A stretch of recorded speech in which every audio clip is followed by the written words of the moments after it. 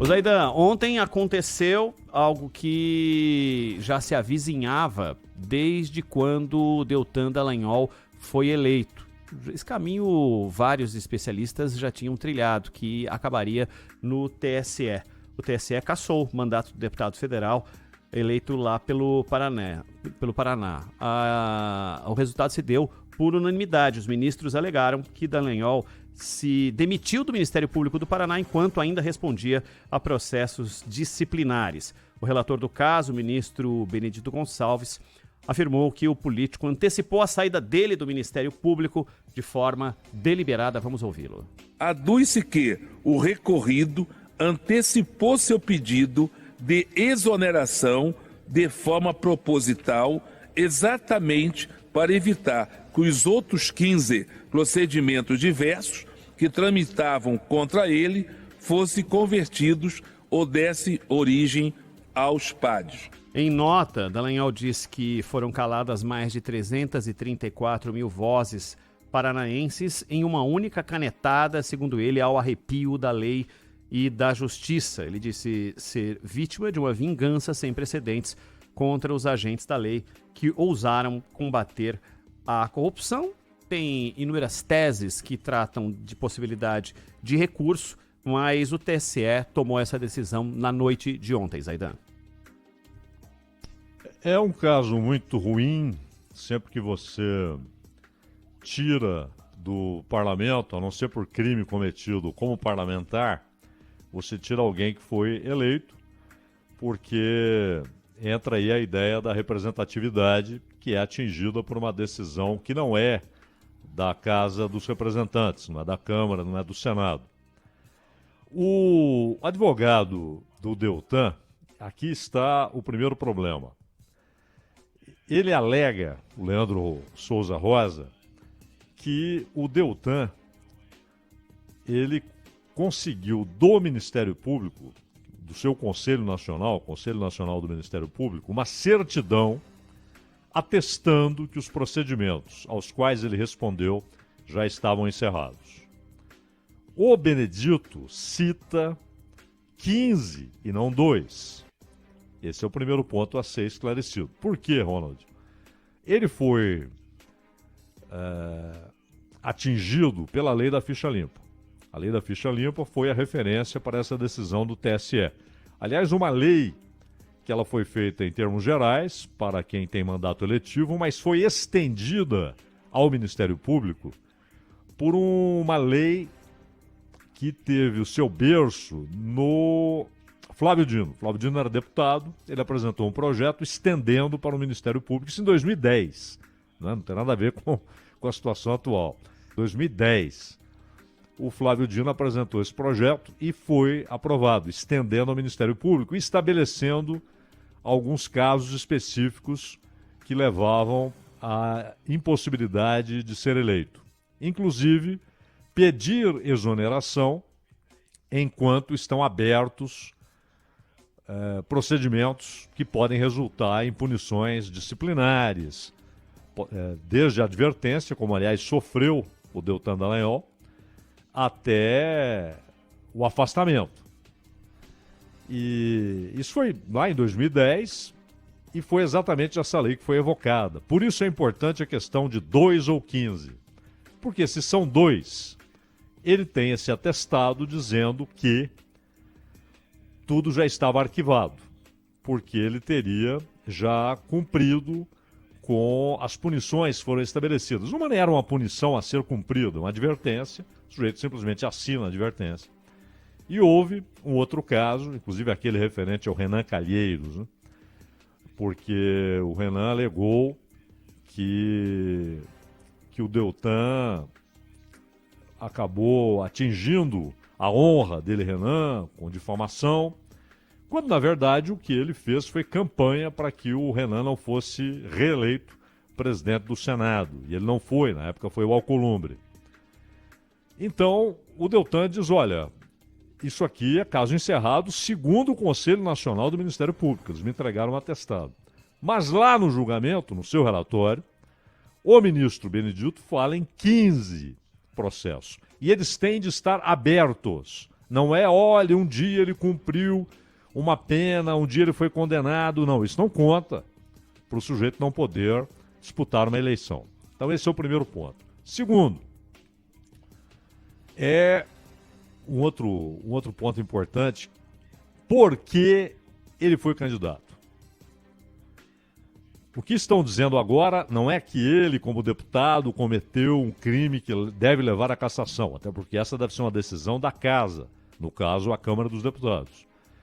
O que eles disseram é que ele não poderia ser candidato, que a candidatura dele infringia a lei. Uma candidatura ilegal. Mas, é claro, não era uma candidatura clandestina que apareceu, de repente, como opção para os eleitores paranaenses. Ela tinha o carimbo, o atestado da Justiça Eleitoral. Não importa se regional ou do TSE.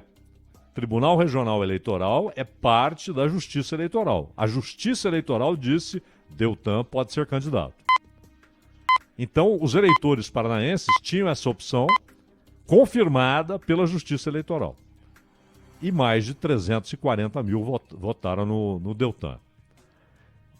E agora há uma revisão de uma decisão da Justiça Eleitoral. Não, mas acontece que foi a Justiça no Paraná, Tribunal Regional. Não importa, é a Justiça Eleitoral que deu ao eleitor a certeza de que ali estava um candidato que podia ser candidato.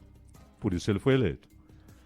Esse é um problema grave, porque mostra uma lentidão lamentável, porque o que acontece? As candidaturas são impugnadas ou não no processo eleitoral. E depois da eleição, até a posse. Até o diploma. Recebeu o diploma, depois tomou posse, aquela cadeira passa a ser daquele deputado como representante do povo. Você voltar ao momento em que a candidatura deveria ter sido impugnada é um problema. É um precedente muito perigoso. Terceiro, apresentado o relatório, Alexandre de Moraes pergunta: alguém discorda? Silêncio. Está aprovado. 1 minuto e 16 segundos. Está aprovado. Então, por unanimidade, decidiu-se que ele deve ser removido da Câmara dos Deputados, não pode ser representante, não é nenhuma cassação do deputado, é uma cassação de sua candidatura a posteriori. Essa lentidão lamentável, irresponsável, porque isso tem de ser decidido no processo eleitoral ou, quando muito tarde, mas ainda com legalidade notória, antes de ele tomar posse. Lamentável. O que aconteceu em fevereiro. Ele foi eleito em outubro. Então, antes da eleição, eles deveriam ter verificado se havia incompatibilidade entre a situação do Deltan e a lei, no caso a lei da ficha limpa, naquela extensão que foi feita em direção ao Ministério Público, ou então depois. Mas o sujeito empossado, exercendo o mandato, não, a sua candidatura não valeu, ela foi ilegal. Esse é um ponto também crítico, problemático. E aí tem os recursos. O recurso, o que ele vai fazer? Ele vai recorrer ao próprio TSE. Não é? O partido recorre, ele pode recorrer, mas o partido vai recorrer, e o TSE vai ratificar a decisão que tomou. Não é? A não ser que, de repente, eles entendam, depois de tantos debates posteriores à decisão, que erraram. Não acredito que isso aconteça. Aí resta o recurso ao Supremo. Só que no Supremo ele já tem 3 votos contra, porque ontem na votação do TSE estavam Carmen Lúcia, Alexandre de Moraes e o Marques, Cássio Nunes Marques. Todos eles votaram para que o Deltan perdesse o mandato como ocorreu. Então ele já tem 3 votos contra. Terá contra si também, óbvio, o voto do Gilmar, né, que detesta o Deltan Dallagnol. Então, não acredito que no Supremo, dos 10 votos, que ele consiga mais do que 2. Se conseguir, Talvez tome outra lavada por unanimidade. Então o mandato se foi, né? Os recursos existem ao próprio TSE e ao Supremo. Mas enxergando a realidade, né, no próprio TSE, a maneira como eles devem receber o recurso, e no Supremo, é muito difícil. Provavelmente o mandato dele se perdeu. Agora, a Justiça Eleitoral precisa explicar aos mais de 340 mil eleitores do Paraná que votaram no Deltan por que o nome dele estava lá. Porque a Justiça Eleitoral permitiu que ele se candidatasse quando é de responsabilidade dela dizer se uma candidatura é legal ou não. E, quando muito, entre a eleição e a posse. Isso não ocorreu nem no momento nem no outro momento. Então o TSE tem de explicar aos eleitores paranaenses por que foi irresponsável e incompetente para tomar essa decisão no momento adequado, Ronald. Ô Zaidan, é inevitável, e você lendo tudo que veio de ontem para hoje a respeito desse fim dessa trajetória curta parlamentar de Deltan Dallagnol, apesar da possibilidade de recursos, da questão política envolvida nisso e com um contingente enorme de análises dizendo que, com base em uma vertente política, vão se aproximar de Sérgio Moro com algum argumento diferente desses utilizados por Deltan. Você vê espaço para que isso aconteça, para essa, como é que eu posso dizer, tirar da frente os alicerces da Lava Jato do parlamento, ser um processo irreversível? E há um certo simplismo no caso do Moro, porque quem entrou com recurso contra o Moro, contra a candidatura do Moro? O PL, Partido do Bolsonaro, que tinha o seu candidato, que perdeu e entrou com recurso. Então, o partido do Jair Bolsonaro, que entrou com recurso contra o Sérgio Moro. E, além disso, o Nunes Marques, escolhido pelo Bolsonaro, votou ontem contra o Deltan. Foi unanimidade. Ele acatou o relatório do ministro Benedito. Então, há um certo simplismo, né? Imaginar que você tem duas correntes aí que estão se enfrentando e que a justiça, seja no Supremo, seja no TSE, tomou partido. Há uma... E, aliás, o Nunes Marques, nós dizíamos aqui, quando ele foi escolhido, antes mesmo de ser aprovado pelo Senado, que era um inimigo da Lava Jato. Uhum. O Bolsonaro havia escolhido um inimigo da Lava Jato. E o Bolsonaro desceu a ripa no Deltan quando rompeu com o Moro, não é? Antes ele se continha, o Moro era uma figura interessante para o governo, tê-lo ali, porque ele ainda tinha muita popularidade, tanto que quando ele sai, o Bolsonaro chega a perder parte do apoio que tinha, muita gente que foi a favor do Moro e contra o Bolsonaro, mas depois que ele rompeu com o Moro, ele passou a atacar também o Deltan. Então, há um certo simplismo, né? Imaginar que são duas correntes aí, bolsonaristas e lulistas, e que os lulistas venceram a parada. Na verdade, você tem diversos grupos políticos que são antagônicos, que se odeiam, mas que fazem parte do mesmo andar, moram no mesmo andar, no andar de cima.